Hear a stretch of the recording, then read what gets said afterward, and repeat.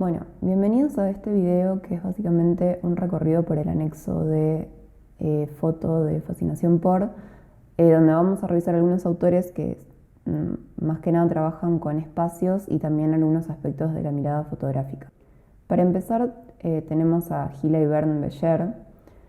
Ellos eran unos fotógrafos, una pareja de fotógrafos alemanes que empezó a trabajar juntos en 1950 y estaban interesados en fotografiar la arquitectura industrial. Estaban interesados en esta idea como de belleza funcional que tenían este tipo de estructuras, que eran básicamente torres de agua, tanques de gas, silos, también fotografiaron algunas casas. Y lo que hacían era fotografiar de forma como bastante sistemática. Básicamente usaban una cámara de formato medio y en los días nublados, como para tener una luz más consistente y no tener muchas sombras, y así conseguir como una figura nítida y bastante recortada del fondo. Ellos comenzaron esta serie que se llama Tipologías, que básicamente sacaban las fotos de esta forma súper estandarizada y después las acomodaban en estas grillas o hileras que terminan enfatizando las similitudes y diferencias entre estas estructuras. Se trataba de entender el sujeto, de capturarlo tan claro como fuera posible. No queríamos cambiar las cosas, no queríamos idealizarlo. Tratamos de estar lo más cerca posible de lo que el sujeto quería hacer. Básicamente, estas formas que tenían de retratar estas estructuras termina dejando que salga la personalidad y las cualidades de estos objetos, como a partir de estas similitudes y diferencias.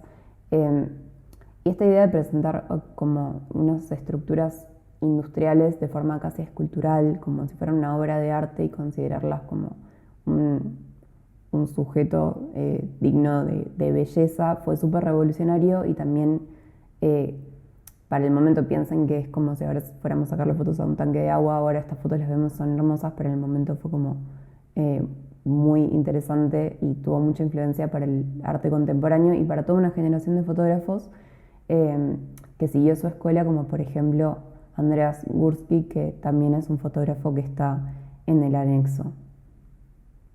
Después tenemos a Hiroshi Sugimoto, que era un fotógrafo japonés que en 1980 aprox empezó a hacer estas series que se llaman Seascapes, que vendría a ser así como paisajes marinos, y básicamente son fotos del horizonte en el mar, tomadas como en diferentes partes del mundo en diferentes momentos. Y Sugimoto tenía una técnica medio parecida a los Becher, como que también usaba una cámara de formato medio en la que había marcado como unas líneas, como para siempre dejar el mismo encuadre y que la línea del horizonte quede exactamente en el medio. Y es súper interesante porque, a diferencia de los Becher, que querían retratar el objeto de la forma como más concreta y más objetiva, entre comillas, posible, él termina teniendo como, o sea, sus fotos terminan teniendo como una cualidad plástica muy interesante. O sea, son súper minimalistas, pero además por momentos terminan siendo como casi grafismos. O sea, tienen como una cualidad morfológica muy interesante y producen medio un extrañamiento en estos espacios que por momentos ni siquiera podríamos saber qué son. Entonces es interesante cómo la forma en la que capturamos una foto y la forma en la que elegimos encuadrar y la técnica que utilizamos para sacar la foto de repente puede generar escenarios súper plásticos, súper abstractos, o también puede generar, como los Becher, no sé, una forma de verlo súper científica, y esas son elecciones que estamos tomando en base a cómo sacar la foto.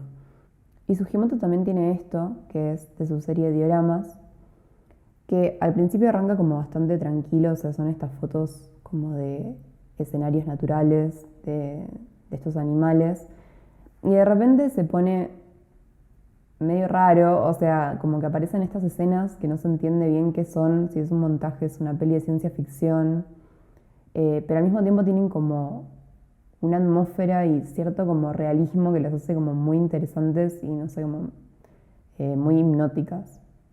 Y básicamente lo que hizo Sugimoto fue ir al Museo de Historia Natural y se encontró con este tipo de dioramas, que son como estas maquetas o representaciones de escenas de la naturaleza o de la historia, y las empezó a retratar.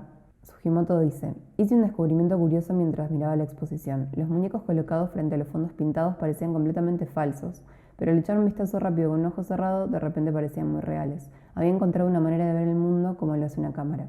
Por más que falso que sea el sujeto, una vez fotografiado, es tan bueno como el real. De vuelta, esto es como un comentario a cómo el recorte que hacemos de lo que estamos queriendo fotografiar de repente puede crear un universo nuevo prácticamente.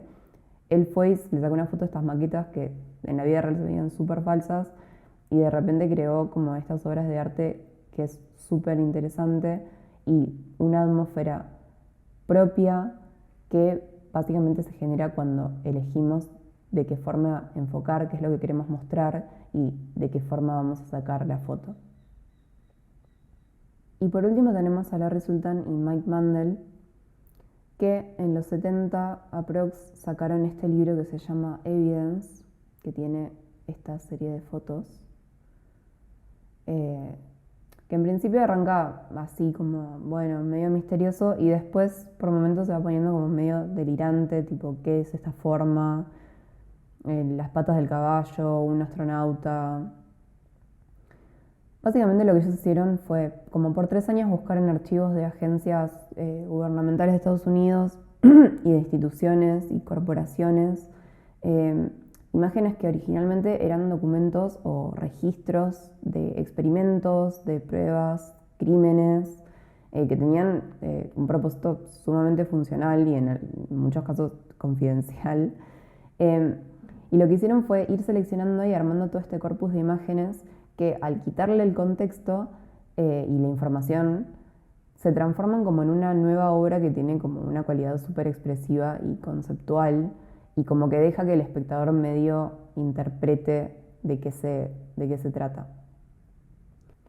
Evidence es una exploración poética sobre la reestructuración de las imágenes. Básicamente, fascinación por un poco.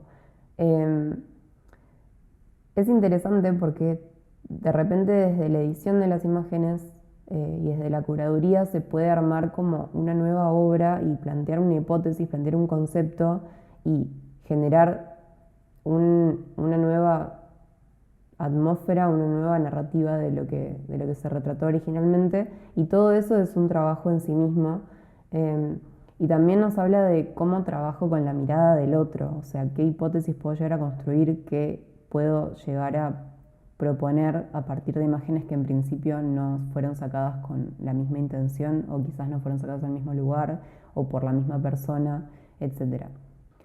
Así que, bueno, eso fue como para cerrar. Ojalá les haya gustado, ojalá sigan investigando sobre estos autores porque la verdad que son re interesantes y en el anexo tienen un montón más que en este momento no tocamos, pero que les pueden servir como para este trabajo o como simplemente para interés general para la vida. Así que gracias y nos vemos en el taller.